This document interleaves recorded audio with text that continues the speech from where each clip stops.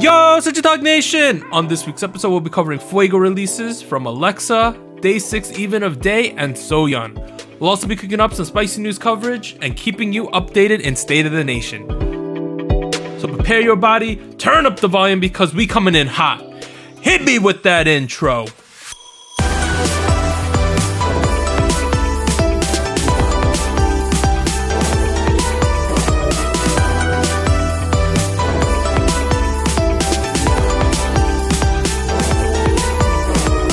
Hey, what's up everyone? This is SojuTalk, your weekly shot at K-pop. We're coming at you with a super spicy episode 146, and we're recording on Tuesday, July 6th, 2021. I'm Doug, and joining me today we got Warren. Hey, what's up everybody? And Anita. Hello. You know, as a quick reminder, check out SojuTalk on your favorite podcast platform, sub to us on YouTube, and join the SojuTalk Discord and be a part of the nation. All right, so so you're listening to this, if you're listening on the day this comes out, it's a Wednesday, which is normally one day later than we normally do. You know, we had some things going on. Maybe you'll hear about them in State of the Nation a little bit. So just know we're only going to cover things up to Monday like we normally do. So like that Taeyeon song, we'll cover that next week. The Eyes One Thing falling through, you'll hear about that next week. It fell through, guys. I don't know if Warren needed to do this. Yeah, so we're only going to cover things that happened up until Monday, which was our normal scheduled program. So everything else will be happening next week on 147. In terms of actual announcements, though, a big shout out. We had some new Patreon people this week. Oh, hey. You know? Patrons, that's the word I'm looking for.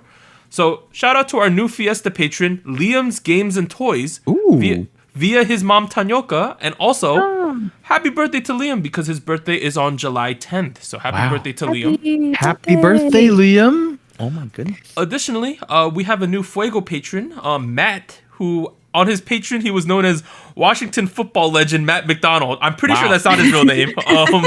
Wow. I'm pretty sure this is one of the dudes on our Discord who's from New York. So shout out to Matt. Shout out, Matt. The Washington football legend. I'm very pleased. So Liam's Games and Toys and Matt, shout out to you guys. If you want to join our Patreon, you can find the link somewhere. Probably on our YouTube, something like that. But we're at the part 1 of episode 146. We're going to discuss big new releases, choose a spicy song king, and hit you with the music show winners. Boom. All right, we're covering 3 songs this week. There was about 20 releases, but these were the 3 that got the most votes in our Harold's Harem channel. That's what it's been called lately. Is that what it's called right now? Yeah, that's what it's called. On Thursday, July 1st, Alexa released Xtra. So she is from ZB label, debut 2019. Last 3 songs were Never Let You Go, Revolution, and Rule the World, with 0 music show wins so far. How'd you guys feel about Xtra? A little different. This is a switch. Yeah. A bit of a switch. I mean, here's the thing. Yeah. Let's talk about her in the past, right? Like, let's talk about Overhaul. Because the first time we talked about her was earlier in the year when she did Never Let You Go, which was more of a R&B-esque ballad. Yeah. That was like the start of the shift. Right. Yeah. That was the one-off thing I feel. And this is the shift from her previous stuff, which has been more EDM-y. The AI cyberpunk thing. Yeah. Right. Yeah. Now I feel like we have a more of a pop friendly track, a lot less EDM, lot less aggression, and more just bad bitch energy. I know we have kids listening, but there's not a better way to word this. That's what that is. And I'm getting some common aesthetics of that sound, right? Like a lot of the drums, a lot of the a lot of the hip hoppy drums and the brass. Like we got the brass loop going on. I feel like it's pretty safe, pretty safe with what she's doing, How'd you feel about that, Doug? I'm gonna be honest. Okay, be honest. I prefer the cyberpunk AI stuff. I can see that. I felt like it was scratching a little bit of that KDA itch, Okay. Video game type. Okay, that video game, a lot of cyberpunk, a lot of purples and blues and black tones, that kind of vibe going on, futuristic. I feel like this song is more like a general public friendly song, right? And for me, I thought the whole Alexa AI thing was very specific to her. Like she was the only one doing it. Her only competitor was KDA, which is video games, so it's literally a video game, right?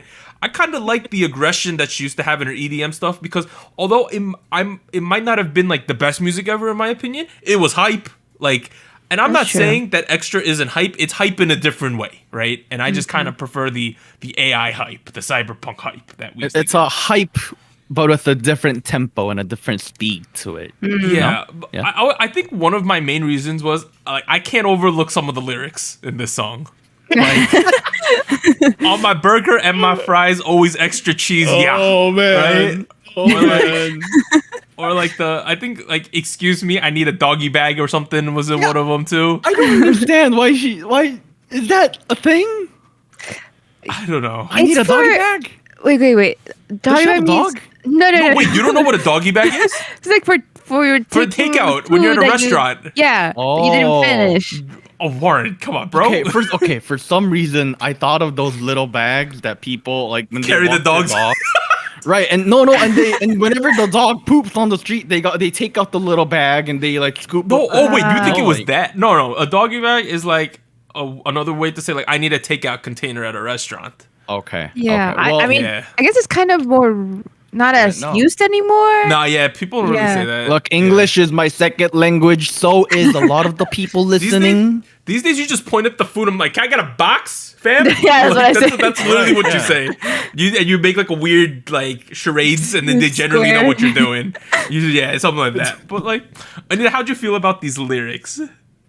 Well, I cannot ignore them. Yeah, they were a little Little goofy. Is a the little word I wanna use. interesting. Yeah. Yeah, but okay. For me, Uh-huh. I you could hear the lyrics and I was like, oh, okay, but I think the song itself felt a little iffy in the verses up until the point where you get to the chorus and then you add Chorus a little is bit good. Chorus of the is good. melody, right? Like when that melody I think it was like the latter half of the chorus, when that hit, I was like, oh, this sounds so nice. I wish she would have or whoever produced the song would have incorporated more of that throughout the song because it felt like a little empty, like without that in the verses or like leading up to the chorus. I don't know. I think that's what I think lacked in the song.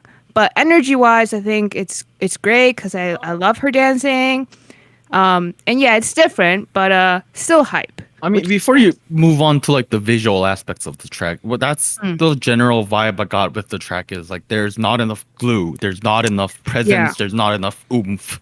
I'm not gonna say that about her previous tracks, and I did check them out because I was not familiar with it. And frankly, I was expecting another EDM banger, but this was very different. And we're missing all of that oomph. So if she wanted to give me extra cheese, maybe we want extra patty, you know? Like I want a double patty burger, you know? Extra meat. And look. And I think the chorus does a lot to hold the track together.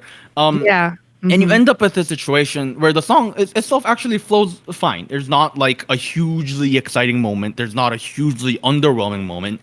It just kind of flows through, which for me, I think adds to how I feel about the track in general, right? It comes off a little generic, a little too safe.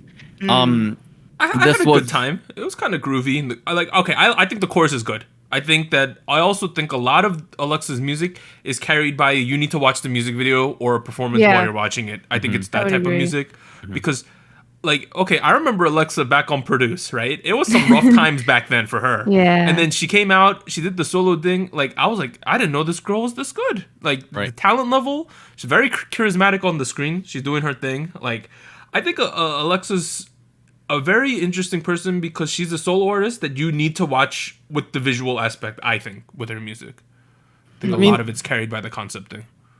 Concepting and I mean, I feel like the concepting was not as strong in this one. Even with the visual would agree. aspect I agree of with the that. track, I felt Yep. it was a little generic, which is a little underwhelming, right? For me personally, right? Because I feel like, and I briefly mentioned this the last time we talked about her. She has, like you mentioned, such an interesting ethnic background. She's from Tulsa, Oklahoma. How many? Oklahoma. Right? How many people in K-pop can you say that about?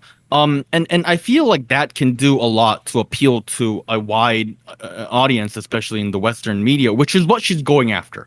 And I really applaud her for that. I think that's really great.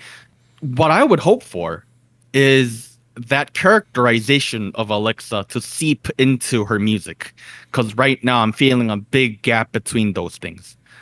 Does that kind of make sense? Right? And because the thing is, anyone can kind of do music of this sort. But what can Alexa bring to the table that's very unique about her? And there already is a lot that's very unique about her. So my hope is that she brings that to the table. She brings, okay, look at me. I have a bit of Westernness in me. I have a bit of Koreanness in me. I got the American spice and I got the Korean spice. Spice it all up. Hey, they should have put some. They should have put some kimchi on the fries, fam. There you go. that sounds bussin', dude. God damn. Oh man. So I don't know. I'm a little concerned. They I'm brought a little concerned. They brought BM to the music video from Right? Card. Yeah. Like, okay, so the track is listed as like Alexa Xtra with Card's BM, right? I initially thought that he was gonna be in it, like have a rap verse or something, but like too. he's there in presence. If you like, He's there to dance. He's there to dance in the music video. Honestly, I like what was going on there. And the thing is, it seemed like everyone was having a good time in this music video. That's the main vibes I was getting. I just prefer a little bit more cyborgy. I don't know. I don't know, cyborgy or whatever. I feel like this is not the right direction she should be going in. Or the right velocity. I feel like she could be doing a lot more of something that's uniquely her. Because there's nobody else in the industry like her right now, right? Like, No. No, I no. also think almost better than any solo artist that isn't like a top tier, right? Her company is pushing so hard. Like, if you look on the non-music side of K-pop, like the internet presence, Alexa's all over the place. Like they're doing a really good job of pushing her. They've been pushing her so hard since the beginning. And I think that ZB label and whoever's the management team behind them is doing such a good job of putting her in the front of everything right now. Right. I think they're doing a really good job of that. I disagree with that a little bit, which goes back to what I Really? said. I feel like they should reinvest some of that money into making her music good. Okay. So spicy. Okay. I mean, yeah. Here's the thing: you can market anything as much as you want, but like, the core of the product has to be good for it to sell. So you think they go music first approach, where I'm more of I think they go get people to like her first, and then the music comes secondary, right? For right now, the way ZB label is approaching it, yes, that's the impression I'm getting, which is very sad. I would not be happy if I was Alexa. I don't agree. I think that she has way more exposure than she would have if they just focused on the music. Here's the thing: I feel like the products that I see that get popular with over marketing are only popular for a bit and then they die out. That's not worth it, fam. That's not worth it. Damn, so spicy today. Okay. Dang, what? Damn. Damn. All right. Let's I thought you expected this. What do you? Damn. This is why I'm on the show. I'm even surprised today. God damn. All right. Adina, you got anything else to say? I don't know how you're going to follow that up. Before you went on air. I do want to say that, I mean, we're going to talk about another more summer soloist female artist, right? But I feel like there's a little bit of a trend nowadays with like a retro skate park thing. Skate park? Yep. Yeah, I don't know. I think seeing these two solo artists together like back to back when I was preparing for the show, I feel like there's similarities here as far as like concept setting type of vibe. We also saw a skate park in a thing we're going to talk about on State of the Nation in that weekly song too. There was a bit of a skateboard thing going on there as well. Earlier on. So there's a lot of skating going on retro. right now. Yep. I'm also just not a huge fan of the squeaky horn that's present a lot these days, you know? I have problems with sound effects. I don't like guitars and squeaky horns right now, and it's very... Guitars? I think we talked about this a while ago, but let's move on to a group that never lacks any guitars, though, but in a good... They got guitars in a good way, though. Day 6, I initially thought this was a main Day 6 release until it actually came out. It's an Even of Day, which is the subunit of Young K, One Pill, and Doon, I believe, and they released Right Through Me, so they're from JYP, debut 2015. Last 3 songs were You Make Me, Zombie, and Sweet Chaos. The song that we covered from Even of Day a while ago was that animated one, When the Sea Sleeps. Yeah, remember that one when they're in the spaceship, right? Yeah. This is a sort of in the same realm as that one, but more melancholy, I would say. But the same type of song between those two. It's a little more pop friendly. Yeah. Yeah. I feel like while the first one was a little detached from the popular sounds, this one definitely, I'm getting a lot of like late 2000s, early 2010s hip hop, like Yes. Supreme Team kind of deal, dynamic duo. Mhm. I don't know, this was nice, very groovy, nice vocals, you know, like can't complain with tracks like this. Mhm. Yeah. I don't know, Doug seems to disagree. He's got a pencil in his mouth. Doug. Stop eating pencils. Don't eat pencil. That's bad for your Pen. health. It's not in my mouth. Number one. Number two. Okay. It's a pen. Number three. I like this song. I think Okay. it's fine. I just don't think it ever really like does all that much. You know what I mean? Like we were just chilling throughout the whole thing. Like Is it- Okay, yeah. I listened to the 3 songs this week on like a playlist for like a couple hours straight, right? So I listened to each song probably like 10 to 20 times.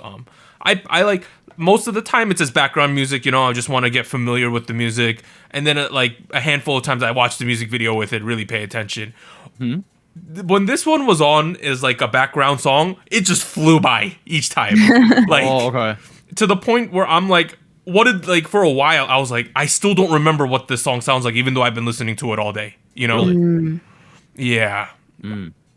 That being said, you know, I think that the even if they subunit, this is clearly the aesthetic and vibe that they're going for. You know, this more Right. slow paced rock songs that they do, which is very different from I would say Day 6 proper. I like this one. I just don't feel like it's not like the song was meant to be exciting. Like clearly that's not what they're going for. But at the same time, I felt like Where the Sea Sleeps had more like a little bit more memorable moments in it than this one. That is true. I will say the last one was a little more memorable. This, I mean, the track itself is a very familiar sound, and a lot of the things they're doing feels very safe.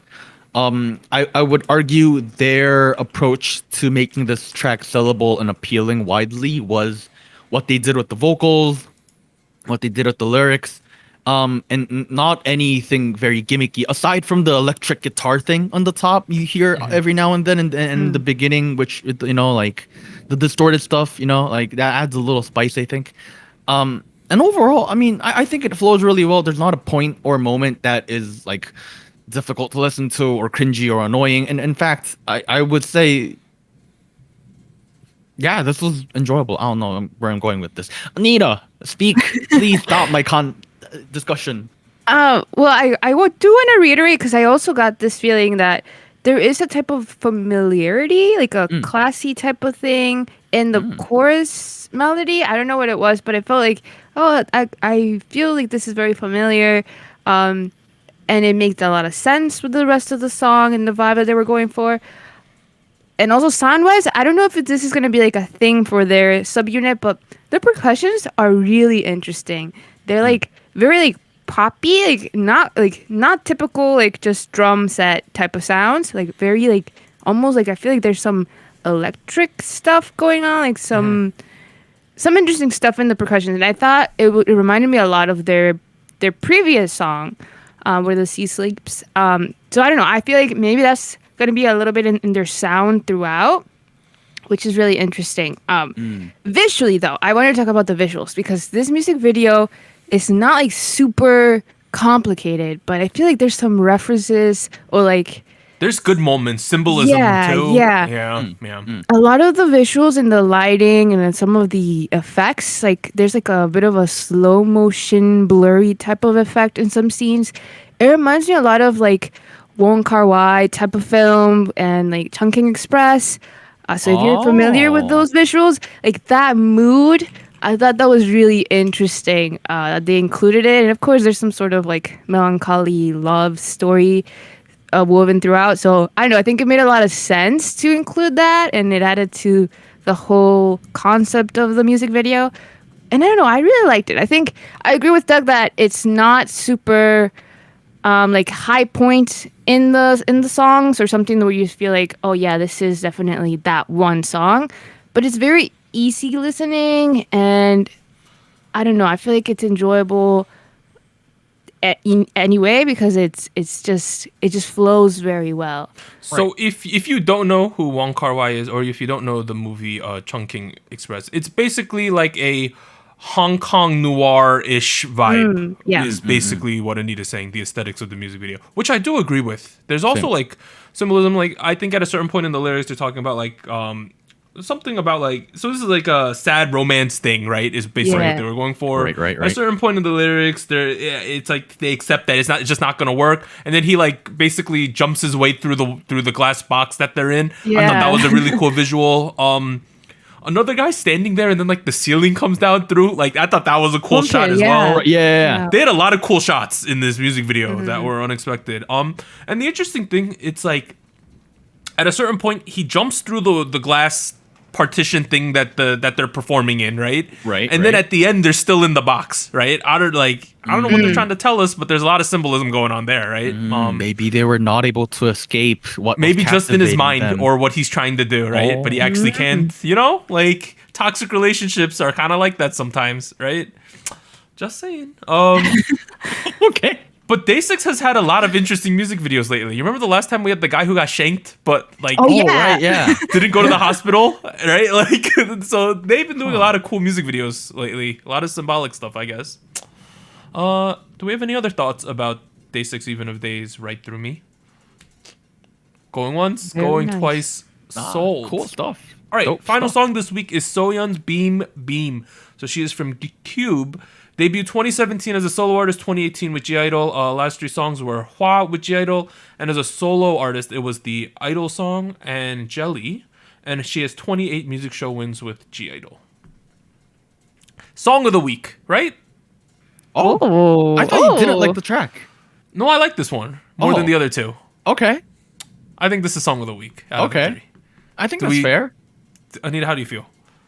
Uh, It's all right. She I know disagrees. you're debating between this one and Day6, aren't you? Yeah. Okay. I'm gonna give a slight edge to Beam Beam. I mentioned to Warren and Anita before we started the show that I prefer, similar to Alexa, I prefer KDA Soyeon, right? Like hyped up Soyeon, aggressive Soyeon. That being said, this song seasonally really fits, though. I will give you Yeah. that. I think that Soyeon is supremely talented, and this song shows off a lot of her talents. And overall, just a fun time with a fun music video. I don't think it was anything too mind blowing. But at the same time, very enjoyable song. What about you, Warren? I mean, I did also expect a hip hop number, like a trap, hardcore thing. I don't know, but we got a very pop heavy track instead. And you know what? I was very, very pleasantly surprised. Like it almost had a teen punk aspect to it with the little Yes. guitars. The lyrics are, I think, what really drew me into the track. Not gonna lie. This is one of those tracks where I would suggest you go and read the translations of. I feel like it's actually very, very naturally and very, very well written. She talks a lot about how she feels about several different topics, from a perspective of a person in her age. Love, friendship, money, all of those things. Almost like one of those like freestyle tracks that you get from rappers every now and then that goes into like 20 different topics. And all of it is so well tied into like the characterization of Soyeon and how she views things. So overall, with all of that in mind, where she has almost a rebellious approach attitude, and how that kind of shows in her music, it all comes really well together. And sure, it might not be the mind-blowing EDM banger track that some of us might have wanted, but at the same time, in terms of expressing who she is and becoming an artist, I can't complain. This is probably on one of the better tracks that I've listened to in the past couple weeks. Hey, Callie got a job. Callie go to work. Oh my god! She flipping burgers, but you gotta hustle out here. It's hard out here. Shout out to KDA. Anita, how do you feel about the overall package we got from Soyeon and Beam Beam? Overall, I really like the concept. Like Warren said, I liked a lot of the stuff that she's talking about. For me, I was looking a lot at the visuals because I thought the music video is really, really cool. There's a lot of really cool scenes and like outfits, and we talked about like the punk vibe, and she also adds that visually. Like with a more of a band shot, like a rockish side. So I liked a lot of it visually. It made a lot of sense with the song, with the concept. There was just something about I don't know if it was the melody where it felt like it was quite repetitive, and I don't know. I feel like it makes sense. It makes a lot of sense for the summer. The visuals make sense for the summer. The outfits are great, but something, I don't know, I guess I was waiting for something more in the lines of what I would have expected from her, as like I don't know, more intense, or something where it was like, I guess, like a super memorable moment in the song as well. I don't know. agree. I think That's for true. me, I feel like the memorable stuff is a lot of the visuals. But also fight- shout out to Eyoung-ji, right? Yes, Oh, yeah, yes, yeah. dance. Man, So she I can like dance. So if you don't know who Eyoung-ji is, she won the high school rapper one of the seasons, and she was also on the, what was that show with the Good Girl. female rappers? Good Girl. That's a funny show. Super hyped up female rapper at the moment. Yes. They had a fun little dance battle in the I song. wanted more of that because Yeah. they can dance. She has a lot of idol friends somehow. Yeah. Yeah. It began with Choi Jung from Wakey Makey. Yep. Yes. Yep. And I've seen some of her TikToks. She can And dance. she's friends with Chu Yeah. now because they were on. She's, a dude, different nice. she show. has like Yeah. so many friends. Man, You know, what an extrovert. I want to make a comparison here. So this song Okay. is it's a lot of it's about hamburgers, right? They even opened like a fake hamburger store, I believe, I like that motif. along with that. This is how you do like a product placement song without it being too much. I'm looking at you, hot sauce boys. This one didn't feel super heavy-handed, and I think that helped out a lot. With the song. I think it complemented the song instead of somewhat being a distraction. Is what Right. I'm saying. I'm glad she didn't make a song about burgers. Patty. Patty. Yeah, so I thought this one was good. A little bit unexpected, but I had a good time with this one, right? Good stuff. Good All right. stuff. Other songs released this week. This list is ridiculous. Dripping released Free Pass, or Drippin', we gotta stay Drippin', on here. yeah, not Drippin' Dripping. released Free Pass. Epic High released Rain Song featuring Cold. Omega X debuted with Vamonos. Just B released Damage. Boys the Capo released Moonlight. Kingdom released Karma. Donkiz released Crazy Night. CIX via Universe released Tesseract. I like that name. Brave Girls Ooh. released Pool Party. Cards BM Yes. released his own song. I'm pretty sure it's trying to spell out BM. They use a bunch of weird characters though. Kyuhyun released Together. Wonwi released Aurora, which is another B-side from them. SF9 released Teardrop. The SF9 song was the one that I thought we should have covered this week because they're a fairly large group, but it yes. did not get any votes. So I'm sorry if you're an SF9 fan. But on a good note, at their comeback showcase, all of the members were revealed to have renewed their contracts with the company. Nice. So FNC retained SF9, but they lost UJ Suck because he's Oh, going to yeah. the company. I don't know which. I mean, low key would rather choose UJ Suck. Just saying, but Oh. shout out to SF9. Hey, they know? gotta get something. Yeah. So shout out Something's to better their than company. nothing. I feel like if this week, if you're a mid to lower tier boy group, I don't know why y'all decided to all come out within like 3 days of each other. It happened though. I don't think that was a good idea. And I feel like everyone was rushing because they don't want to be like destroyed by the two BTS songs, which are like 6 weeks apart. Like, so I think everyone was trying to release songs in between the two because next week is BTS, and I think there's only one other notable song with it. So people are trying to avoid them at the moment. But we're now at Spice King. We're gonna evaluate the chart from last week, which consisted of NCT Dream's Hello Future, which picked up its first crown last week. Second place was Brave Girls' Chimaparam, and third place was Twice's Alcohol Free. New candidates are the songs we covered, so Alexa Xtra, Day 6 Right Through Me, and Soyeon's Beam. I made like 5 charts before I got to this final one. I kept reevaluating. At one point I had Luda PTT number 1. What? Really? At one point. I downgraded them. They're now at number 3 in my chart. Okay. I've been listening to that song a Okay. lot. I put them at 3. I removed the Brave Girls. I feel like they ran their course in my mind. Wow. I think, yeah. Get I out don't know. of here. Second Fake place fearless. though, I put Soyeon's Beam. And then in first place, I have NCT Dream's Hello Future, which I still think is the best Ooh. songs out of the ones that are sort of up for contention still. Okay. Boom. All right, Go, Anita. Okay. Were you hoping I go first? All right. No. Well, I'm gonna have to carry this, but I'm putting Brave Girls in number 1. Wow, think- still? Okay. Still a good song. Man. I think it grows catchier as it goes on. I don't know. The live performance, as always, very impressive with the vocals. So that's where I'm gonna put them. Better than putting Twice on first. You know, like Anita gave him second last that week. out there. Second place. is that what she did? Okay, never mind. Yeah. Anyways, second place.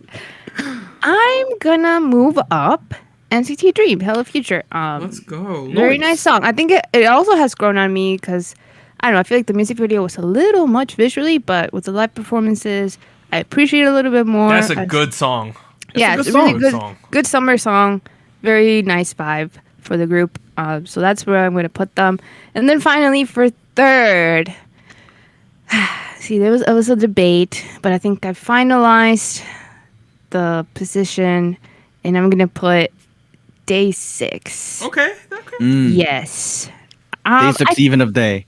Even of that, yes, the subunit. I feel like the song, yes, it's not like super like hype or like a specific moment where you feel like, yeah, that's that one song, but it's still very nice, very easy listening, and I don't know, I'm liking the subunit sound. I think it's very nice. A nice addition to the Day 6 sound to complement them. Okay, Warren. Well, you know, I also like the even of day sound. You know, Yeah, very much enjoying it. That's why I'm putting it on third as well. there you go. Okay. Yeah, I'm having a nice time. It's sure it might not be the most impactful, but sometimes you don't need to have a big impact in every moment of your discography. This I think is good. Hello Future by NCT Dream. You know, Uh-huh. I can't complain. It's a well-written track, well arranged, well mixed. Everything about it is very well balanced. It's rare, I feel like, to get that nowadays in K-pop. So I'm putting it on second. I okay. put it on first for a couple weeks. Y'all just You took did, too you late. did. Yeah, you guys are just late to the hype train. We have already left the station. Wait, NCT Dream? Yeah, on second.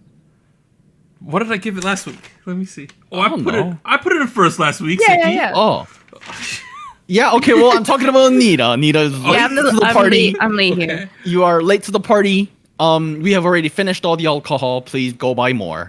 All right. First place. I think it's pretty obvious by now that I was impressed with Beam Beam by Soyeon.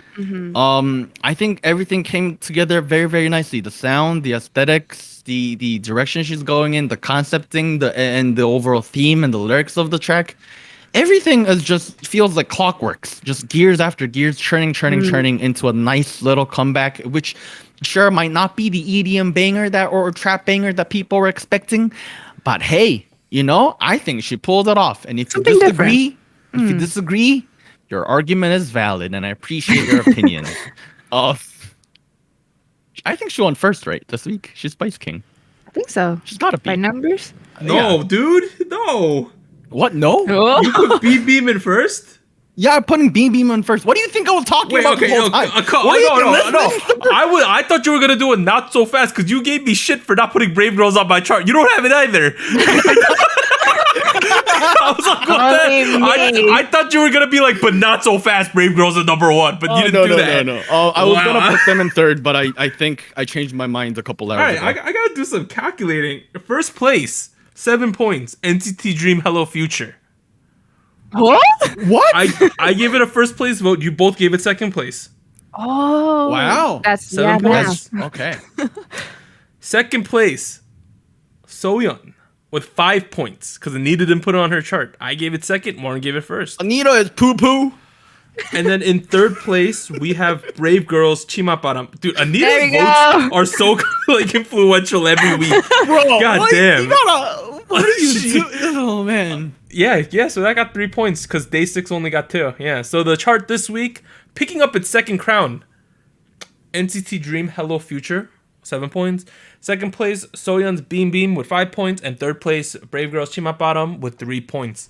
Can you get meta real quick? Like, because like I've noticed that Doug and I, like, even though we might disagree a lot in the opinion section, we tend to have similar charts. Yeah, somewhat similar. Anita over here is like, I'm gonna pull out that track from 2 weeks ago and give it to her. I'm like, bro. No, I mean I've been pretty consistent. It's just not popular with you guys. You know, the most interesting thing is, right? Next week, NCT Dream, Hello Future's up for Hall of Spice. We have BTS coming back. It is. That's gonna be a big mountain for them to climb. That's gonna be a massive mountain. I mean, if I look at these songs and Hall of Spice at the moment, I think Hello Future is more than worthy of putting itself on there. But then again, so many other tracks this year, like We Go or like, you know, like, or ASAP. Like they're okay, ASAP is already on. So we're gonna talk about it in the news, but the new BTS song is called Permission to Dance. I kind of like the name of that song. That sounds like an interesting name. But finally, we're at show winners. Anita, hit us with them. And we have 2 big winners. We have 17 with Ready to Love. They picked up some wins on Show Champion, M Countdown, and Music Bank. So they're up to 4 total wins for this comeback. So congrats to them. And then we have Brave Girls, Chima Bottom. They picked up 2 wins, one on Show Music Core and one in Inkigayo. So they're up to 3 total wins for this comeback. Nice. Yeah, go Brave Girls. One of the shows, I think the show on SBS MTV did not air this week, so that's why there's only 5 winners instead of 6. But we are now at the end of part 1 of SojuTalk episode 146. We'll be back after a short break. 3, 2, 1. Hello, SojuTalk Nation. This is Anita here with a quick PSA. If you would like to support SojuTalk Kpop Podcast, please like, subscribe, or follow us on whatever platform you're using, and consider joining our Patreon at patreon.com/SojuTalk or donating to us at paypal.me/SojuTalk. On behalf of the crew and myself, thank you. Now back to our regularly scheduled episode.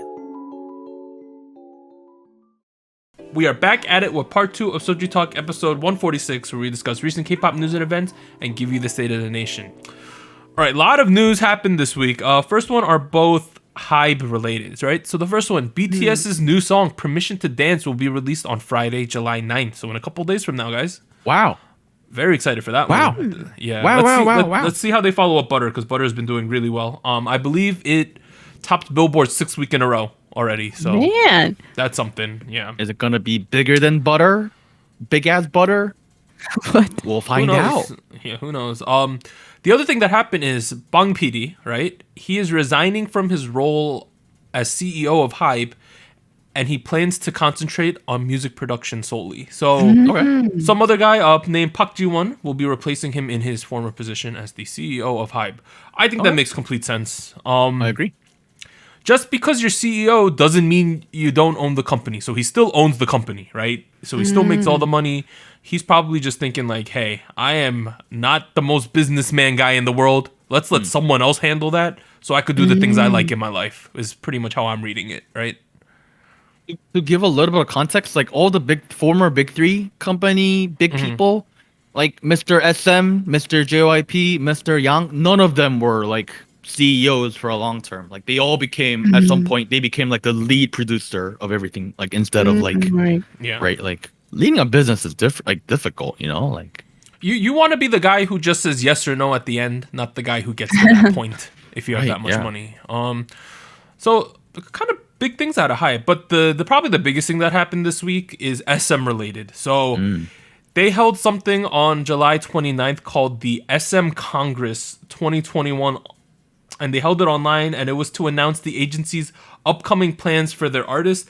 I even saw at a certain point, it was sort of like US talk shows at nighttime talk shows, where Isuman was sitting there, and then they had like their artists on a couch, and he was talking to them. It was kind of awkward, but you know, it was clearly what they were going for. Was that kind of like American late night talk show vibe is what they were doing. Here's some of the highlights. We won't go over everything, but this is all the NCT related stuff, Anita. You like NCT? Here we go. NCT are preparing for NCT 2021 in a way similar to NCT 2020. Wow. We don't know if that means another album or whatever, but what we do know, NCT 127 plans on promoting a full-length album and a repackaged one. They announced 2 right there. Oh my god. Okay. Additionally, Wavy to release an LP. That's happening. Number 3, NCT U will also greet fans with a new combination of members at some point this year. That's probably in the NCT 2021 thing, if I had to guess.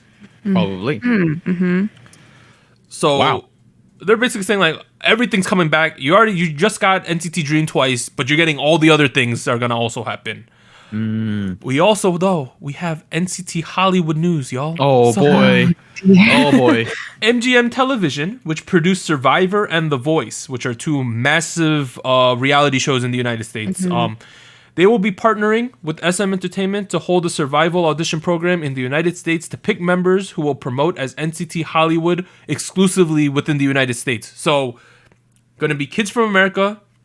They're going to train them up, and they're going to become NCT Hollywood to promote in the United States. Right. Okay. So the individuals who pass the auditions will be brought to Korea for a, quote, K-pop boot camp, where the members will be mentored by the current NCT members, and the final number of members or what the group's going to look like has not been confirmed in any way. Interesting. No date yet, though. I see. No dates for any of this, but they talked about it. Wait, so the new joinees are going to be mentored by the members who are already a part of the group that these trainees are going to join. Their future coworkers, yes. Yeah, they're I peers. don't know how I feel about that. That's a little funky, you know? Yeah.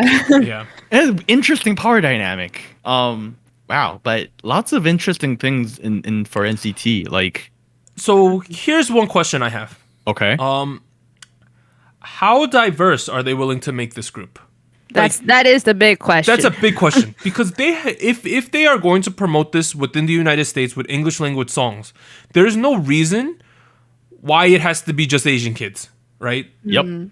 But for some reason, I feel like that's what they're gonna do because it's SM and it's K-pop. I mean, knows, okay. man? Here's the thing. I feel like SM is gonna know what their audience is like in America. Like y'all kind of want a little bit of. I want full diversity. diversity in this group. I want the United Nations of K-pop. Yeah. I want everyone to be represented. Everyone deserves to have a K-pop-ish idol that looks like them that they can connect with and There we go. aspire and like look up to and cheer for. That's how I feel. about this. I want a black kid. I want an Indian kid. I want a Hispanic kid. I want a white everyone kid in this too. group. all the minorities. Yeah. Let's get some LGBTQ people in here too. Like, let's everybody. Let's just do it. We should just break every single barrier right now. Just do it. Just do it. I think that'd be more interesting. I think they would get more positive press coverage if they did something like that. I will be honestly a little disappointed if it's all like Korean and / or Asian kids in this group. Yeah, that's the thing, right? I get the feeling it's gonna be like majority Asian American kids, some like 2 white kids, and like that's what it's gonna be. Like that's what I'm worried about. But I hope SM is smart, you know, like because we want something else, you know, like We want some diversity in this group. Straight up. All go. right. Next thing, the SM remastering project. So they're going to do this project, and more than 300 music videos and songs from the past will be remastered as a part of SM's precious assets and K-pop history content. So they're going to take old Right. songs and music videos and remaster all of them for the public. Oh, that's cool. Interesting. That's like basically an archive project that they're going to try to do. I like that. I like that too. Yeah, I do feel like, especially with SM's stuff in the late 90s and early 2000s, the mix and master could use a little bit of work. Hey, before they somebody- started using all the foreign engineers, you know, like Yeah. Some of these music videos are like 360, 480p Yeah. on YouTube. It's kind of rough, some of them. I would love to see more HD versions of them. Lastly, this one's I don't know what to is think this? of this one. So there's a new buzzword that they threw around. It's CAWMAN. So Cawman, technically. What is this? So it is a compound video genre that stands for cartoon, animation, webtoon, motion graphics, avatar, and novel. What is this? SM Entertainment will be utilizing this format to portray their SM cultural universe as seen in that Espa Black Mamba video thing that we saw. Oh. Isuman also revealed that there have been discussions underway regarding a potential Hollywood film. And you feature NCT Hollywood. No, it was during the aespa segment. Oh my god. Because No, but like, this? if it's a Hollywood film, you gotta get the NCT Hollywood boys in. cameo. You know, a little cameo. okay, so y'all remember that really high budget aespa Black Mamba film that we thought Yeah, was cooler yeah. than the actual music video that they got, right? Yes. It seems like they want to make more media that's of that level, which I think would be cool. Interesting. We want a multimedia franchise, is what we want. Imagine there's a webtoon with the aespa girls. That'd be so funny. That's probably gonna happen. It'll probably happen, and Anita will and I will happen. be reading it, right? Yeah. Novice. Reading it. Yes. Novice.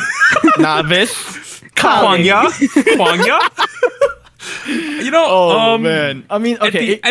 we could joke all we want, and we could say how hokey some of the stuff has been, but they've been really successful as a girl group so far. It's trending. They have. Yeah. So I know that we give them crap and we ride on them sometimes because it's funny, but at the end of the day, it is working. So it's not I'm not gonna lie. I did come back on Next Level a bit. Like, Me too. I like it now. Yeah. I like it. now. I like it. I mean, here's the thing. We've never seen like full-on media mixes in K-pop. Like, that's what this is called, right? Like, Yeah. media mixes are what Japanese people use to like tie in. Like, Sword Art Online, for example, is a novel, a manga, an anime, a film, like all of those. A video game. And this is what they want to do. It seems, and nobody's been able to pull it off in Korea yet. So it's a bit of a risk. When they make that winter scale figure, hit me up. I'll be the first one to pre-order it. But I'm happy. Like, okay, you know how I was saying like there's no way they can deliver on everything, even if we never get the SMMMO that I keep clamoring for, or if they never explore this AI stuff as hard as they do. If they at least give us really crazy high production level videos and stuff, I'll be at least happy with that, you know? That's still cool. Okay. Yeah. Because so far, that aespa Black Mamba video is probably the most cinematic thing we've seen from K-pop in the last 5 years by itself. So it's a good stepping stone. And I think a lot of people want to see what's going to happen with this. Who knows? Maybe this is the path to connect with the general public again by going this route. Ooh. Could be. Yeah. Maybe this is the new path. We'll just have to wait and see. All right, next, some business news. JYP will join hands with Dunamu, which is pretty much Kakao, to enter a K-pop-based NFT, a non-fungible token platform business. SM also hinted at their intent to enter the NFT space this week at the 2021 World Cultural Industry Forum, where Isuman stated, quote, "This is the era of prosumer and blockchain, and can be seen from NFT. In the future, the content will become goods/assets.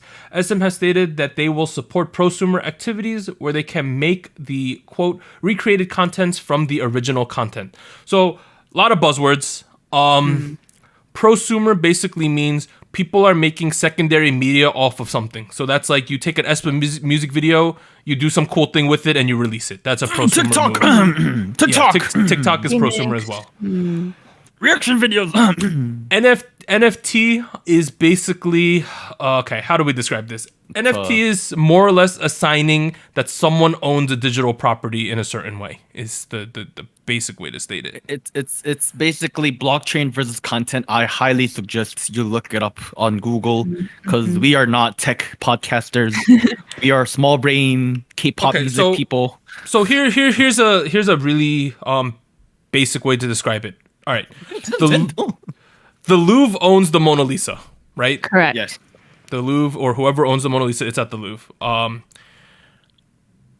That means that they own that specific thing, right? That's their asset. It's their thing. What basically NFT is, they want to make it so that someone owns this digital property. Like, you remember Nyan Cat, that meme from back in the day? Yeah. Someone now owns the NFT, the original copy of that. Someone has ownership of this internet thing. So what NFTs are is people want to now own things in the digital space. That's basically what it's pointing at in the future. JYP and SM want to be a part of that. And for reasons such as copyright, ownership, to gain money, things like that. Those are the main considerations with NFTs. I think that was a pretty base explanation, right?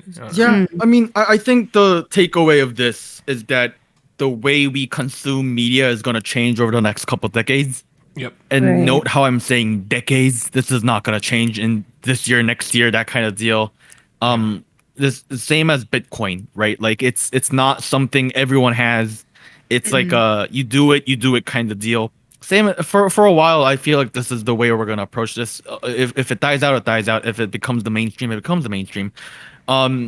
What I like personally, as someone who is a part of the tech industry, but also like a big fan of art and music, I see this as like a new way, a next level way to a next level a new way to consume music and produce it. So that's pretty exciting. Albeit, I do feel like we're still way too early to discuss any of this and see how any of this can play part in how we consume K-pop. The concept of one person owning something on the internet is so foreign at the moment still, right. where this is gonna like take some time, because right now you look up a picture online, you could print screen, you could control right click and get a copy of it, right? But in the future that might not be a case, and NFT is one possible solution or one way they're gonna implement that. All right, let's move on now. Like, we could talk about this kind of stuff we did before the pod. We talked about this a lot. Yeah. But that's some boomer talk that y'all don't really care for. So next, NCT Dream has achieved the highest first ever day and first ever week sales for a repackaged album on Hanto history. Wow. According to Hanto, their repackaged album Hello Future sold 527,000 copies in the first day and 681,000 in the first week, and those are two consumer copies. Oh man, look at So that. new records. So they are making tons of money, and I believe the Hot Sauce album sold over 1 million itself. So Oh my goodness. they're just making so much money. Lastly, I wanted to include this because it's funny. TXT's Huning Kai, right? His sister. I'm gonna butcher her name. Huning. I think it's Bai Hie or something like that. yeah. She's going to be participating in Mnet's Girl Planet 999. Okay. Interesting. So she's not in Hype or anything. I think she's at a different company. Right. But we're getting more notable kids a part of the show. Was she a part of a different group already? I want to say she was. I swear she got announced for something. Yeah, I feel like I associated her with a group or something, but I'm not too sure. But interesting. So she's in this now. Well, also, we're getting G1 from Cherry Bullet. Yeah. And a couple of the notable people. This Hyuning Pahie girl, she's born in 2004, born in America, no company. Oh no, okay, never mind then. I expect to see a scene where she is crying over the phone with her little brother, with her older brother. Like, this is too hard. And that is a fuck ass. I didn't mean to swear, but I did. Okay, I feel like that's a scene we're gonna see. So if we think about it, G1 from Cherry Bullet, she's, I think, like top 2 most popular kids in that group. She's the center, I believe. Right. So that's kind of big. Yeah. You remember we have Yujin from Cube. CLC. Yep, she's in it. And we also have Doa from Fanatics is now confirmed for it too. Oh. Yeah. Oh.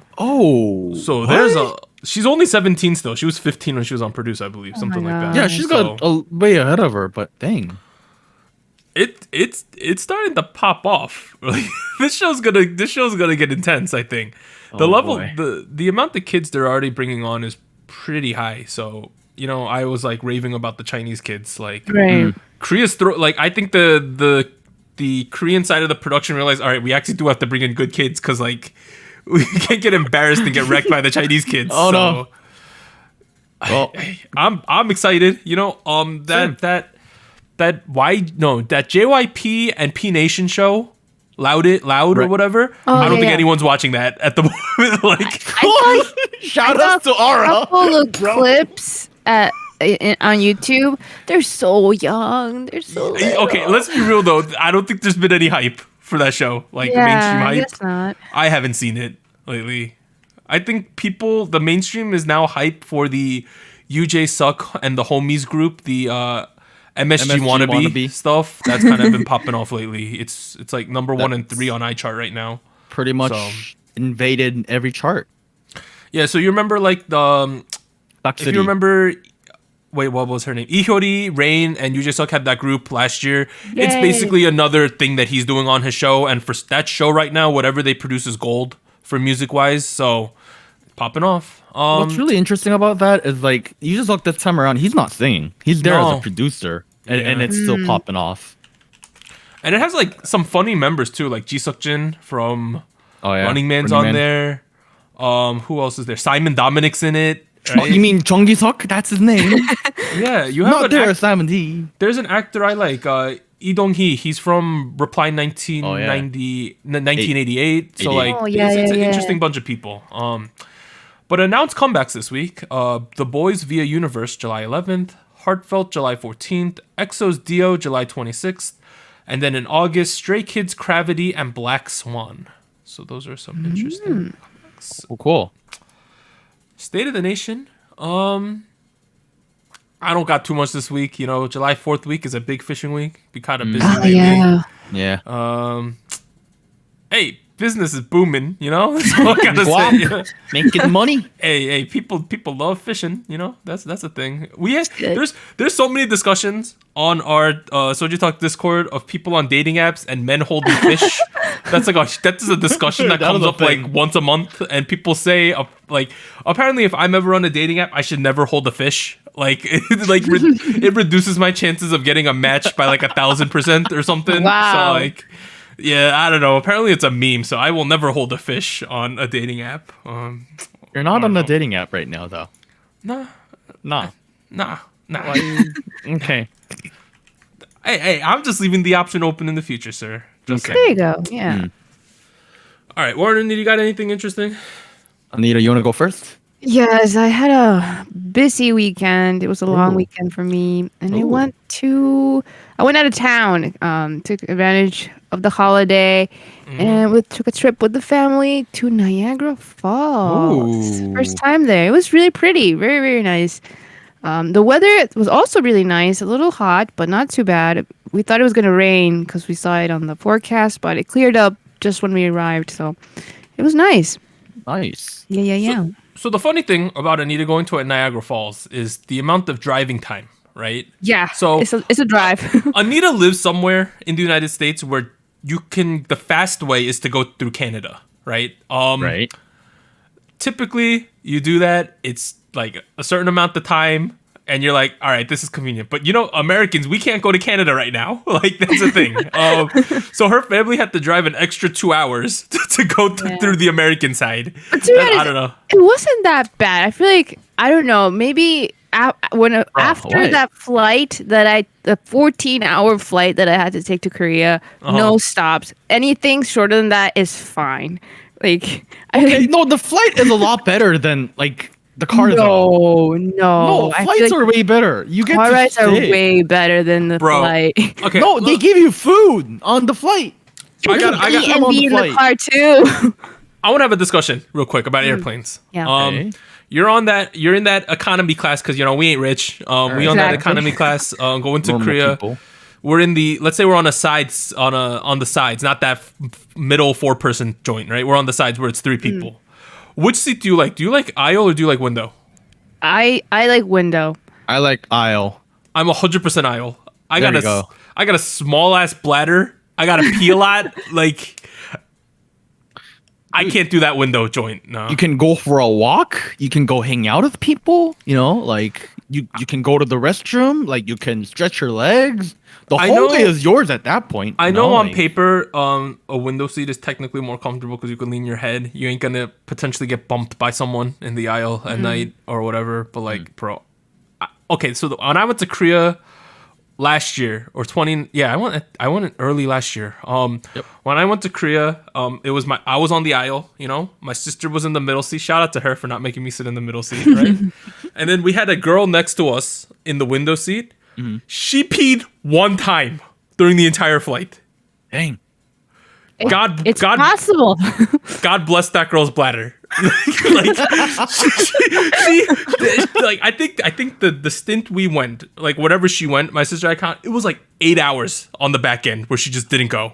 Damn. Dang. Shout It out can to her. happen. Do you think she was holding it in or like? We would have gotten up. My sister and I were like, what the F? This girl's not going pee. Like, what is this?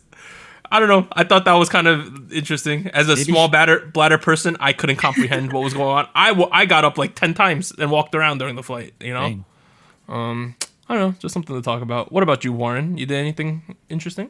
I did a whole bunch of stuff last week, but one thing I did was I was looking back into the first half of 2021. Now that it's the beginning of July, 6 months of 2021 already has gone by. Can you believe that? I can't believe it. Yeah. Time is too fast, and it is proof that I am no longer 14 years old. Because back when I was 14, 1 year felt like forever. Yeah, Really? it goes way too quick now. I know.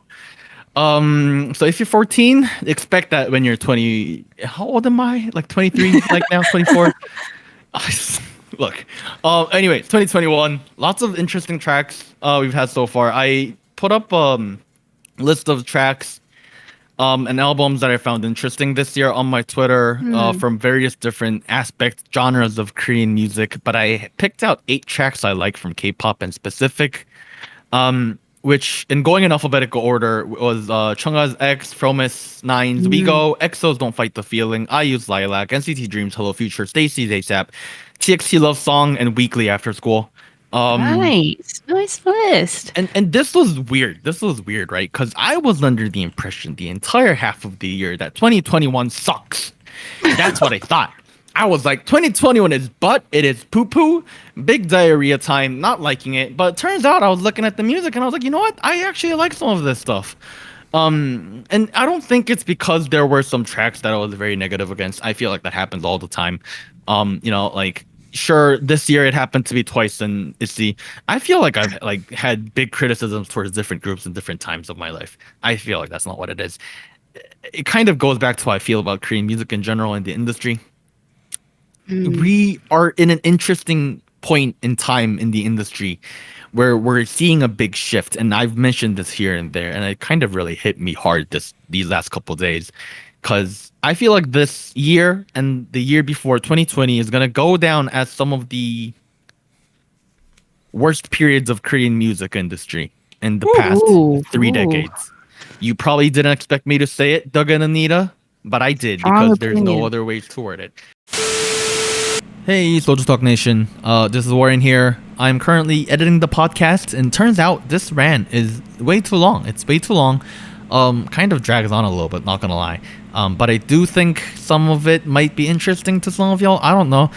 If it is, I'll leave it at the end of the show. I'll leave it at the end after the State of the Nation segment.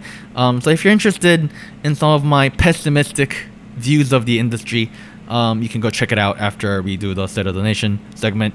But otherwise, we'll move on to Save One, Drop One. Thank you.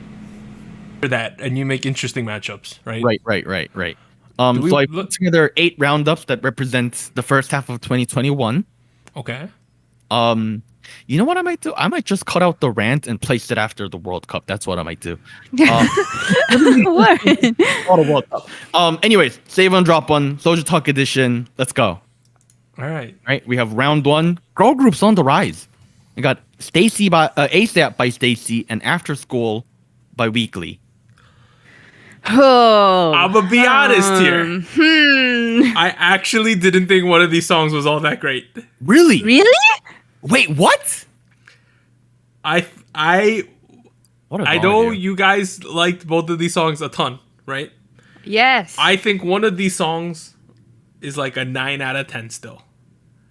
I think one of these songs is like a all right, pretty good 7 out of 10, and I thought it's a 7 out of 10 the whole time it's been out. Okay, what is the 7 out of 10 and what is the 9 out of 10? The 9 and out of 10. Why is it a wrong opinion? Is Weekly's After School is the 9 out of 10. The 7 out of 10 is Stacy's ASAP, in my opinion. Well, I see. I have a very different number in grading reviews scoring system than you, Doug. Right? Like I know. I'm very nice about it. Here's the thing. I do have a rating scale now. That's something I use now. I just don't reveal it. Yeah, he has one and he shows us it. It's right. Very pessimistic. I just don't reveal it. Right. Okay, here's the thing. I don't want people to judge the song off of it. That's why I don't reveal it, because I feel like discussion is what matters. But I will say the 9 for me is the ASAP and 7 for me is the After School. Bugging. Really? Are tripping. The proof, you know what the proof is? ASAP by Stacy. Doing so well on the charts. So well. Doing so well on TikTok. Everyone's doing the ASAP challenge. Yeah. ASAP, it's got a great dance move. You know, Whatever like, dance. do you have a great dance move, Doug? I don't think so. Damn. Okay, Anita, what? Do you have any base opinions before we really break this down? Okay, to me, I think the two songs are slightly different, right? Like I feel like they're Right. not super comparable as like sound or concept. So this is very difficult because I really like both for different pick one. reasons, I guess. Too bad. I would say that if I'm looking at longevity, like which one have I actually listened to the most? Like still, even to this day, like I still play it. I would have to say Stacy's ASAP. Y'all There are we go. bugging. All right. Okay, but I think it helps a lot that it's super catchy and the dance is very So point dancey. Whereas after school, I feel like after school weekly, it's so good. It's so good. But I feel like it does. Maybe the dance is not quite as catchy as a little approachable. urgency from Anita. I heard. I think I just heard Anita say "After School" by Weekly is really, really bad. Did you hear that, Doug? Oh, no, I what? think I heard I Anita feel like say that's that. what she said. I I did think not that's what she say said as that. well. All right. It seems like if we actually had to choose, the two of you want to pick ASAP, right? And I would I be on Team would. Weekly. Easily. So It we polled people on the Discord server only Yeah? for like half a day. So this isn't like everyone on the server. There was 24 votes cast. 8 of Okay. them picked ASAP. 16 of them picked After School. Wow. So it's a Wow. big difference. But you know what? I like that. I feel like the weekly fandom, yes. You know, I think Still After good. School by Weekly is also really good. I'm not going to deny that. This is hard. I really like both of these songs. Right. I work out to both of these songs. Exactly. I get more pumped when I listen to After School though. I do agree love with that Anita. song. Like they're obviously of a different aesthetic and a different genre, but I do feel like they're in a similar direction of like showing off like that, like just a juicy team. Can I explain Youth. my The youth. lack of love for ASAP? It's the false drop. That's what it is for me. Like The drop is great though. I don't like that drop. Hey Sam, You know how, like- Dude, No, I no, know the no, memorized. no, Look no. at me. No, what I mean is the I should open up a TikTok. That's what I should do. I don't mean that part of the chorus. I mean like the dance section. You know that stuff. Like it's Hey just Sep. yeah. I love that part. If you think about if you think about After School, there's like a traditional K-pop drop there. You know. 우린 스케이트보드 위를. Yeah, that's why I prefer that one. It really comes down to drop for me. Yo, I But- should join a girl group. That's what I should You know, do. SojuTalk, I guess this week we picking ASAP. ASAP. These are both Right. great songs, though. I am saving ASAP. All right, Boys on the Rise. We got Scared by P1 Harmony versus My Turn by Gravity. All right. I thought it's interesting to pit these songs together against each other because they have like a similar aesthetic to it. True. It's very Kind edgy of. and hip hoppy. Lots of motorcycle jackets on both ends too. I don't know why, but So look. I'm gonna be honest again. Uh-huh. well, did you ever lie to us?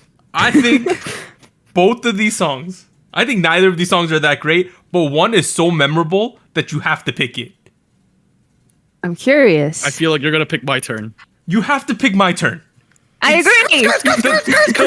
The lyrics are so bad that they're good in this song. Oh, okay. It's crossed the uncanny valley to the point where it's now acceptable with this song. When you first listened to the song, I was appalled as a human. You know, I was like, "What are we doing? I was outraged. I was confused. I was scared." But now I've listened to it so much that I'm like, this ain't that bad. This kind of good at this point.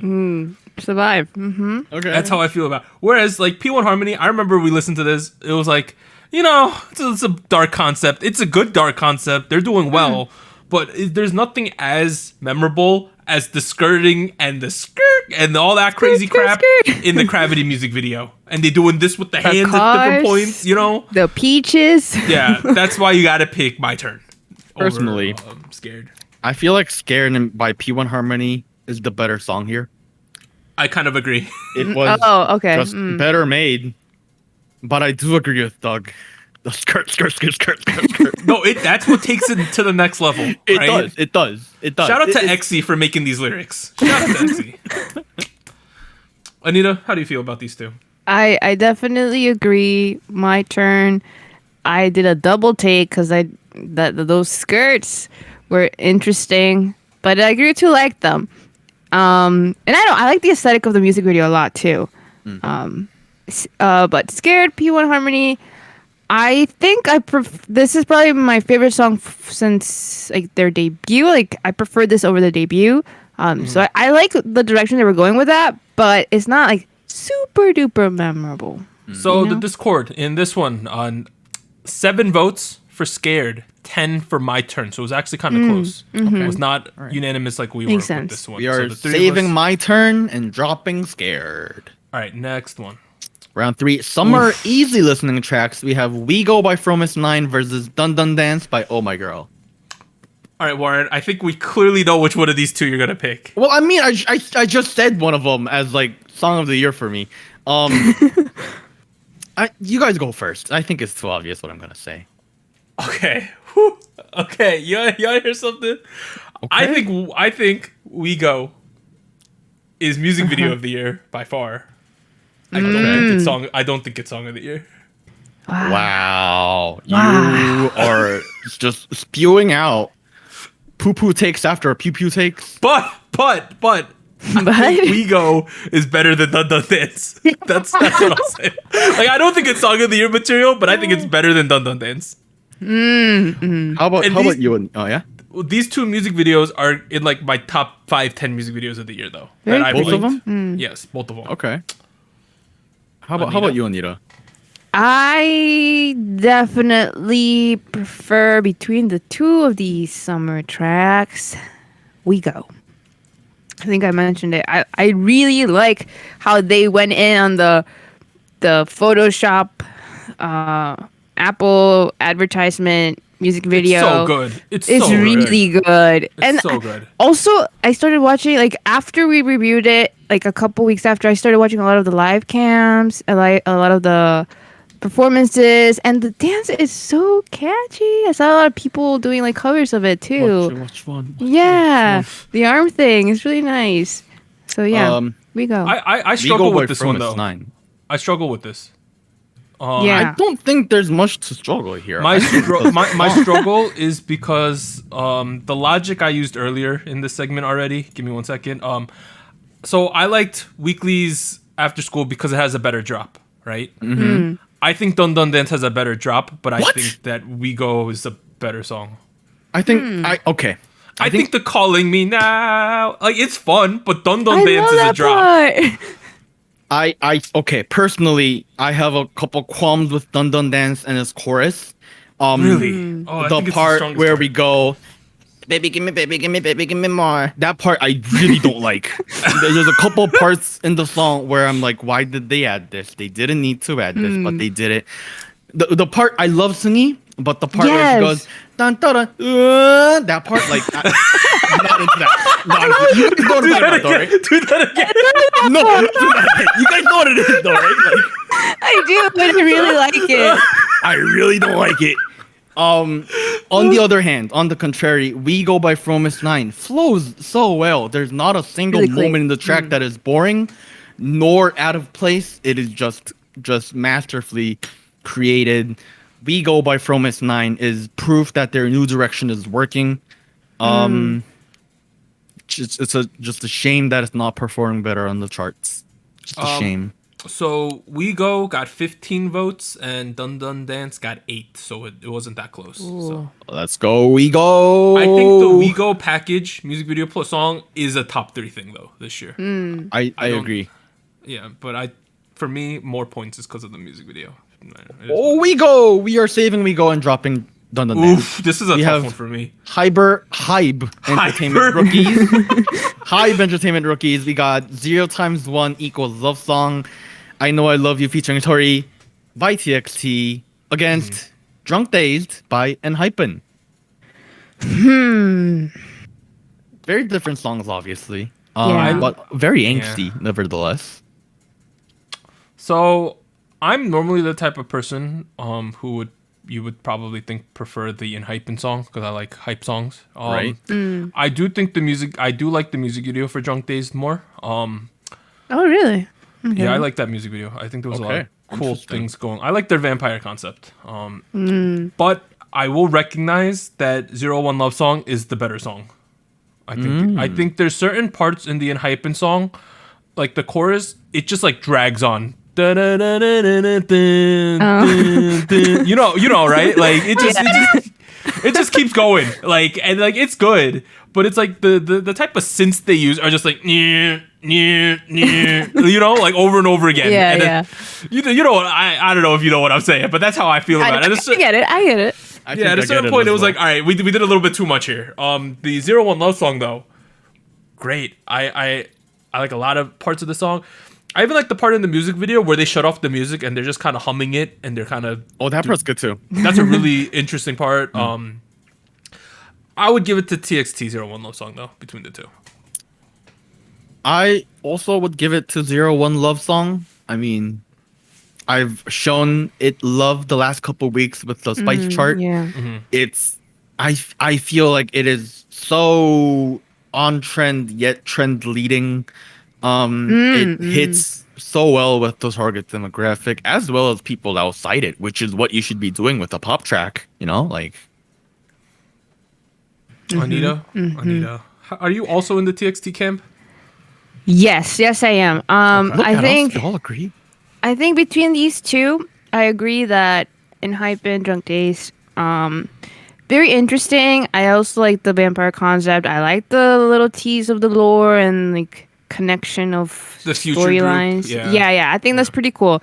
But if we're going by like the song wise and like the genre, I tend to prefer the sound that TXT went with. It was very interesting. I did not expect it, but I really liked the concept, the outfits, the ripped skinny jeans. Yep, those are nice. So I think the main thing for me in Hypen, I knew they could pull this off. 01 Love Song, I was like, I didn't know they had this in them. Right, That's yeah, why I yeah. want to give it to them. So TXT got 01 Love Song got 13 votes, and Hypen got 6. So it was a pretty big win there for them. Okay. Hey. All right, this next Go. one. Oh my god. We have JYP versus JYP In the Morning by ITZY, written by JYP, versus Alcohol Free by Twice, written by JYP. This one's like, do you like root canals or colonoscopies? Like, What? No.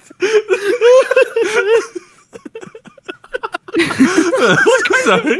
I don't know. I just thought of that. No. All right. Two very, I wouldn't say controversial songs, but You songs wouldn't that say controversial? all right, a little bit controversial, but songs that bring up a lot of discussion are these two tracks. You're either in the camp where you really like either one or both of these songs, or you absolutely despise one or both of these songs, right?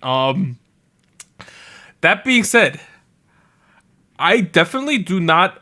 I definitely have grown to like these songs to a decent extent now. When they first came out, it was another one of those situations where I was like, what are we doing here? I was shaking my fist at JYP with one finger up in the middle, you know?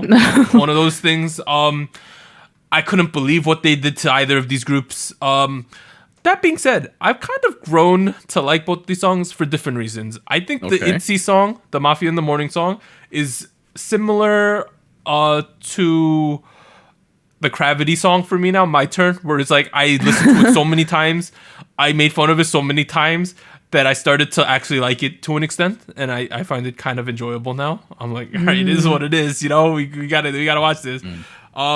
The Twice song, I still really haven't gripped the song as hard. Maybe it's because of time, Really? but at the same time, it's just something about the song I can't get with. Still, honestly, I didn't know which one I was gonna pick. I guess I'm picking Mafia in the Morning out of the two. God damn. What? Yeah. I should probably note that if you've been listening to our previous episodes, I have been very critical towards both of these tracks. You have. I have been. This is an insult to consumers. This is JYP being lazy. That's how far I went with the criticisms. But I do also want to note they are respectively each 40th in the most listened to in the past 6 months, as well as the 45th for Twice. So 40 for ITZY and 45 for Twice. That's how much I listen to it in order to have these discussions.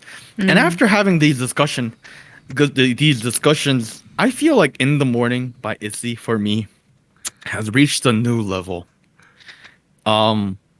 Where, man, it is just poo poo, but I love it because it is poo poo. I agree. You know, it's What? I've come to have a fond place in my heart for some of the cheesy, too. cringy lyrics. She is more fox than a fox than an actress. You know, that Guess stuff who like that. loves you? Naya? Naya? Nah. Should I tell you? No, ya? No. Oh, man, so it's been fun and interesting to me for all the wrong reasons. But hey, it's been working. So In the Morning by ITZY for me. Dang. Boom. Twice. Wait, can you say why you Yeah. wouldn't pick Twice though, Warren? I feel like okay. A lot of people have been saying Alcohol Free by Twice is a nice going, easy listening track. Sure, it is an easy listening track. I just don't think it's a well written one. There's a lot to talk about with the track, and all of it is about how much it could have been done better. Which to me is not the conversation that everyone wants to have all the time. Usually people like it when we have positive conversations. So, like. All right, I know you're completely on the alcohol-free camp, Right. I am. All right, explain to the viewers why they should like alcohol-free more than Mafia in the Morning. Well, there's a lot of things that I thought were interesting for Mafia in the Morning, but they didn't quite have the appeal to, at least for me, to make me listen like consistently, like over a period of time. Because I feel like at first it was like, okay, we're doing this. It's kind of odd, and that's why you listen to it. But for me, I feel like Alcohol Free has more of the, I can listen to this over and over again, and I feel like with Mafia in the Morning it's a little difficult. You are gonna love me. Sorry. Like the dance is really cool. Like the outfits were really cool. It's just that the song, I'm sorry, I have difficulty. No, I love the Mafia in the Morning is my shit now, yo. I'm the Mafia. I'm the Mafia. Yeah. All right. This was probably one of the closest ones. We had 10 votes for Mafia in the Morning, 13 for Alcohol Free. But There we go. One of the most contentious Alcohol between the free. two. Wow. But between us three though, Mafia in the Morning. Let's Mafia. go. Yeah. All right. All right, we got some second generation boy groups coming back. We got 2PM's Make It against SHINee's Don't Call Me. I think Very this one's different really track. easy. This one's really easy. Is it? Yes. Yes. Really? We covered 2PM's Make It like 1 or 2 weeks ago. I barely remember it. SHINee's Really? Don't Call Me is still fresh in my mind. Don't That's call right. me. Don't call me. Bro, Don't Call Me is actually a good song. I really like that song now. Wow. Yes. I agree. especially like the chorus now, the high energy, the stuff they were doing there. I'm really down for Don't Call Me as of July, I guess. I think I have some qualms with the way Don't Call Me was written. But I will agree. It's very memorable. It is probably gonna go down as one of their more experimental comebacks. Yep. Yes, that's right? very true. They were trying a lot of very different things. But somehow it didn't come off as them pretending to be young and trendy, right? I think they did a nice job of pulling it off. Make It by 2PM. I don't know. I still think it's a nice song. I actually It's still like not it. bad. It's just very safe. In So my opinion. safe. Yeah. Fair. Which one did you pick, Warren? I wasn't paying attention. Oh no. I don't think I said it. Oh. Which one would Yeah. you pick? I don't know. Like, do I have to? Like, we already know. Warren, you gotta pick one. Can I forfeit? No. All right. Don't Call Me by SHINee. Yes. There you go. Anita, you agree with me, right? This is a good Yes, song. yes, Sorry. All right, what does the Discord say? 16 for 2PM's Make It, 15 for SHINee's Don't Call Me. So it's Ooh, pretty Wow. big. that was super close. That was really close. Before we go, can I do an Interesting. unofficial one? I'm curious. Okay. Mafia Real in the quick. Morning, Next Level. Next level. Next level. Next level. Yeah. Okay, just say it. Yeah. The next level's gotten good. All right, here's the next one. Round, we have Brave Girls against Brave Girls with Rollin versus Chimatbaram. This ain't even a discussion, this one. Really? Yes, one of these is so much better. Really?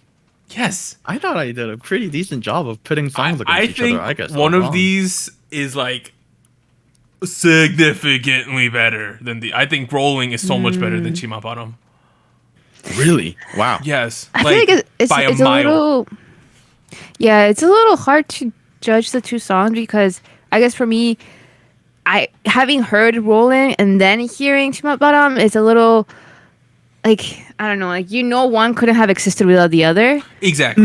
That's true. Yeah, that's It's like listening yeah. to Boom Boom and any of the future Momoland songs. Yeah, That's what I'm getting. I could see mean, that.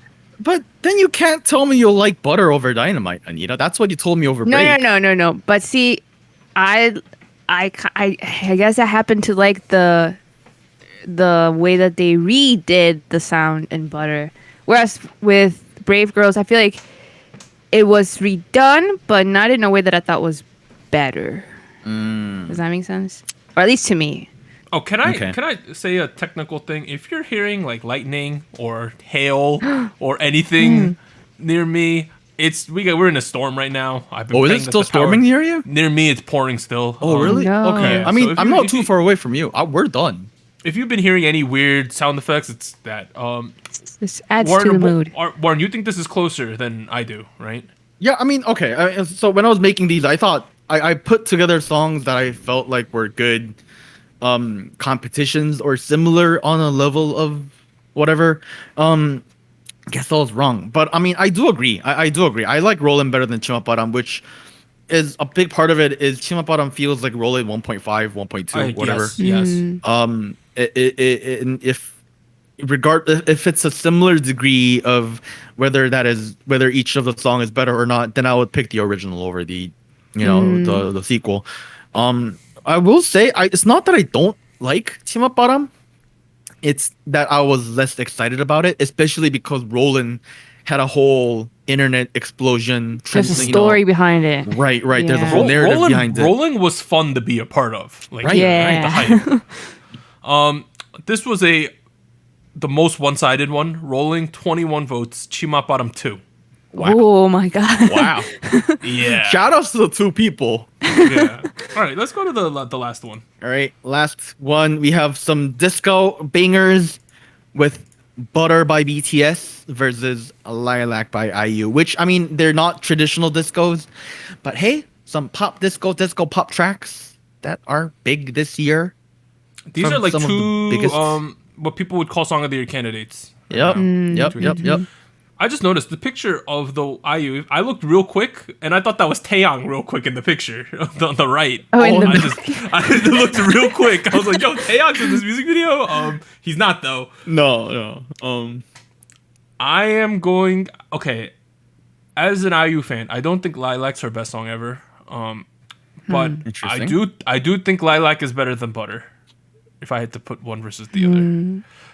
I don't know why. Just something about Butter. As Warren was saying, it does feel a little bit like Dynamite, and Warren, I agree with you now. Dynamite. Now that we've had enough time to digest all the butter in our systems and our diet over a while, like I've just been having a Dynamite time listening to Dynamite over the past year. What is with you and your puns today? I just think Dynamite's a better song than Butter. Really? If I had to rank these three songs, I would go Dynamite, Lilac, then Butter. So that's why I put Lilac above Butter. Dang. Okay. I think something I value that I know is less important to you guys is the layer of personal touch. And I'm not saying that BTS music isn't personal to them. I think they obviously add a layer of their own characterization to these tracks. Albeit I will argue they are very, very pop friendly, and that layer of personality is a lot lighter than what I see in Lilac by IU. Lilac by IU is almost a celebration of her entire career so far in the past 10, 15 years. That I really cannot ignore. The whole I still really, my favorite part of Lilac is the piano melody of Good Day after the first chorus. I hope you listened to that, Doug. I made a whole discussion point about it when Doug is like, nope. Doug is like, nope, I didn't. Sorry, I was trying to update something. Look, and Oh, the personal touch. Yes. Yes. Mom's touch fried chicken. Yes. But no, and I'm not saying Butter by BTS is a bad track. And yes, I like Dynamite over Butter. That still does not mean I think Butter is a bad track. However, I also feel like it is not had a big enough impact for me compared to Dynamite nor Lilac. So I will be saving Lilac and dropping Butter. Anita?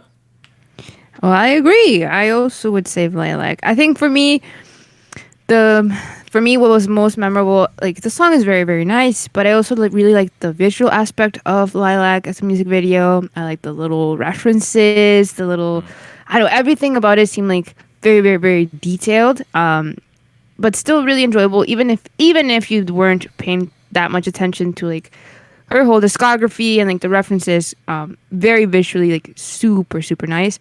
And Butter has that. I think they do it in a very like simplistic, minimalistic way, and it works for the song. But if I had to like choose between the two, I think the whole package of Lilac is a little bit more special, I would say. Hey, look, it's IU.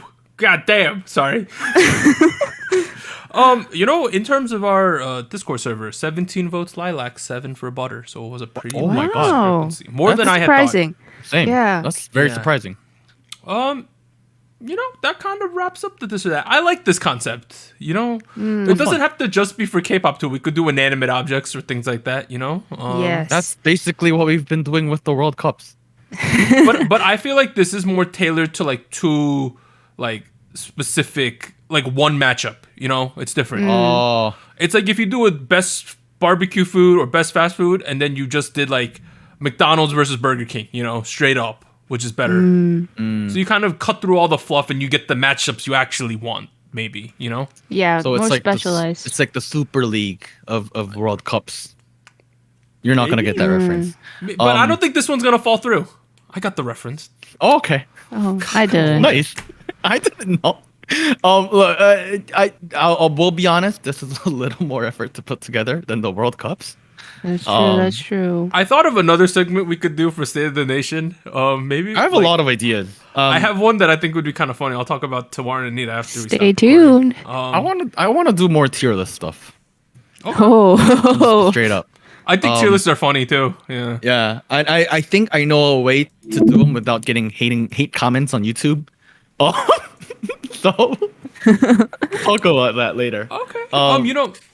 Next week though, Tuesday, it already came out. Taeyeon released the song. Wednesday, Girlkind and Daya's Yebin's having a solo debut. Nice. Thursday, we have solo artists BAP's Jonghyuk, and then the former Stray Kids member Woojin's gonna have a song. Friday, the big release of BTS, and then Saturday, the Boys Via Universe and Minji of 21. I think probably gonna end up covering Taeyeon and BTS only, if I had to guess at the moment. Which is good because those are two things we probably have to talk a lot about. But this has been SojuTalk, your weekly shot at K-pop. I'm Doug, and I'd like to thank Warren and Anita for joining me this week. We'll see you guys next week when we get the invitation to dance. Is that what that song's called? Permission. Permission to dance. When we get permission to dance. Bye, everyone. Bye. It kind of goes back to how I feel about Korean music in general and the industry.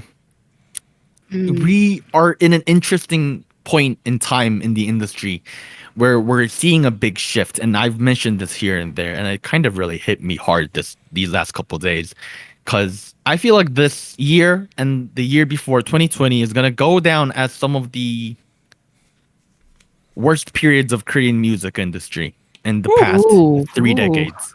You probably didn't expect me to say it, Doug and Anita, but I did, because there's no other way toward it.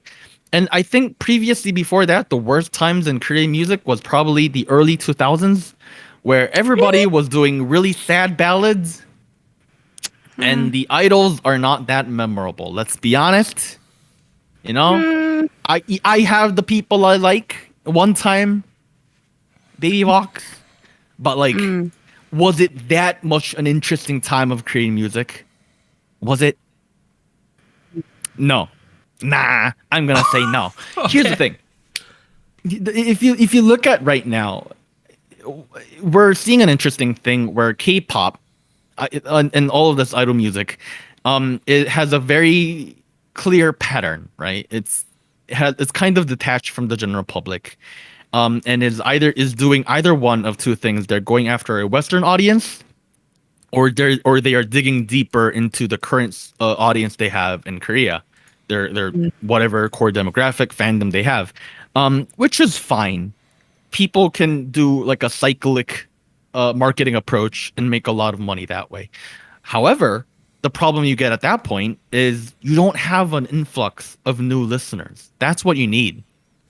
And especially with pop music, you need a constant stream of new listeners coming in to enjoy the music. That's kind of missing right now. If you look at the charts, if you look at what people are listening to nowadays, it's generally ballads that sound like they're about 15 years old, hip hop tracks, R&B tracks, and a handful. I'm gonna say like a handful of idol tracks. Right now, what's popping off? aespa is pretty big. Butter is pretty big. The Twice track is actually performing kind of well in the charts. Stacey's ASAP, Oh My Girl, and Brave Girls. And I'm gonna mention Brave Girls as an important figure here, because Brave Girls, I feel like, represents a little bit of what is an issue with the industry right now, right? Like, because Brave Girls, the reason they blew up, a big part of the reason they blew up so much is because of the whole nostalgic, like the sounds of 7-8 years ago kind of deal. And I saw the reactions around it, and people were like, wow, yeah, this is the song, this was the sound that I was kind of, like nostalgic over. Think about MSG Wannabe that Doug mentioned earlier that's popping off right now. That's the sound you used to get 15 years ago. Think about Sac City last summer. That's the sound you used to get 20 years ago. Trot has been a huge player in the industry this year, last year, and the year before. I think that is also proof that people are looking for something in the years of the past. Yeah. And this is an issue for me, right? Because we are no longer at a point where we are going to what is next. We're no longer moving on to a new trend. Like that's not happening. We've somehow just gone back in time. And this isn't neutral. Part of it is neutral, right? But at the same time, I feel like we're just regurgitating some of the styles and genres and trends that we've seen in the years before. So I'm not at the end of this rant, I'm not sure where we're gonna go. I'm not sure if this is going to head off and we're going to have a whole new golden era renaissance of Western listeners listening to K-pop, or we might also have a very bad ending, and the industry might see a couple dark years where we just forget about everything for a couple of years, like what happened between 2002 and 2004 or 5, 6, 7, 8, really, before Wonder Girls came around, before Girls' Generation came around. Remember that time? Ew. Like, I wasn't into K-pop back then.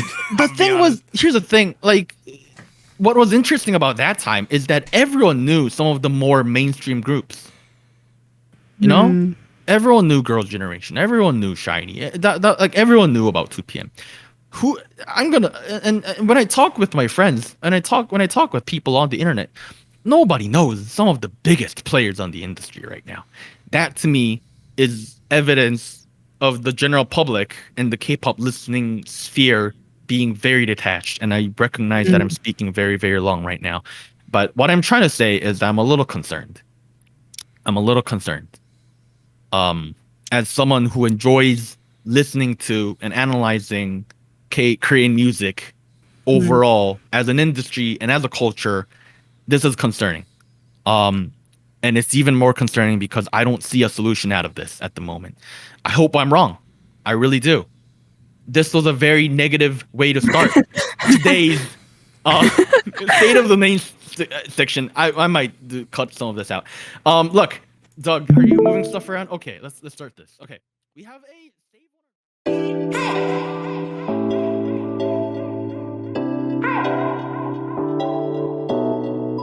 special shoutouts to our Fiesta patrons: Based Mina, Delmonic, Jenai, Goku Mama, Jacob, Liam's Games and Toys, Luke Daniels, Malfiar, NJ Parks, Tier.